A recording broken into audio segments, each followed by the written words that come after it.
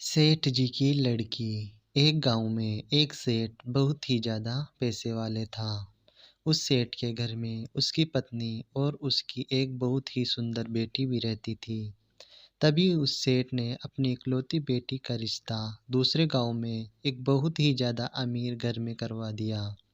लेकिन शायद उसकी बेटी के भाग्य में सुख बिल्कुल भी नहीं था, क्योंकि उसका पति जुआरी और शराबी था और कुछ ही साल बाद वह बिल्कुल ही गरीब हो गए।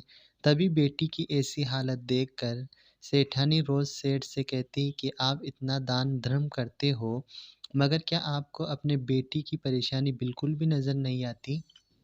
उसकी मदद क्यों नहीं करते हो? सेठ ने मुस्कुराते हुए कहा कि भगवान जब अपनी बेटी का भाग्य जानेगा तो खुद ब खुद सब ठीक हो जाएगा। हम कब तक उसकी सहायता करेंगे? एक ना एक दिन तो उसको संभल ही होगा। तभी एक दिन उस सेठ के घर उसकी बेटी और दामाद उनके मिलने आए, तो उनकी बेटी अपनी माँ के आगे रोने लगी। मगर सेठ अपनी बेटी से यह भी कहता है कि बेटी जब तुम्हारा भाग्य जागेगा तो तुम्हें किसी से कुछ भी मांगने की ज़रूरत नहीं है। लेकिन फिर भी सेठ अपनी पत्नी से कहता कि तुम अपनी बेटी को 2 बोरी गेहूँ की दे देना। तो सेठानी ने जल्दी से कुछ बूंदी हुई लड्डू बनाकर उस लड्डुओं के बीच कई सोने के सिक्के डाल दिए और जल्दी-जल्दी से अपनी बेटी और जमाई की 2 बोरी गेहूँ व बूंदी के लड्डू उन्हें दे दिए।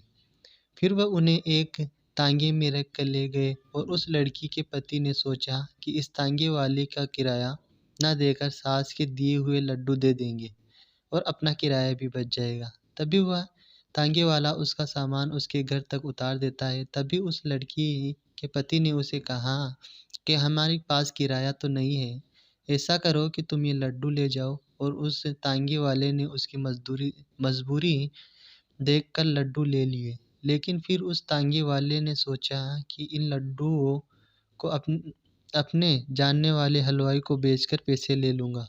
तो उसने अपने गाँव में एक हलवाई को वो लड्डू बेच दिए और उसके बदले कुछ पैसे ले लिए।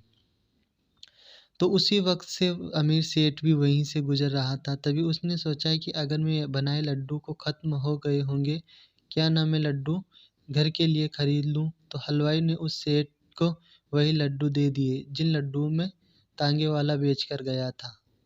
तो जैसे ही वह सेठ खाना खाने के लिए बाद लड्डू को तोड़कर खाने लगा, वैसे ही उसमें क्या देखा कि उन लड्डुओं में सोने के सिक्के निकल रहे हैं। तभी जैसे ही उसकी पत्नी ने देखा तो उसकी आँखों से आँसू आ गए। तो सेठ ने सेठानी से पूछा कि क्या हुआ? तुम्हारी आँखों से आँसू?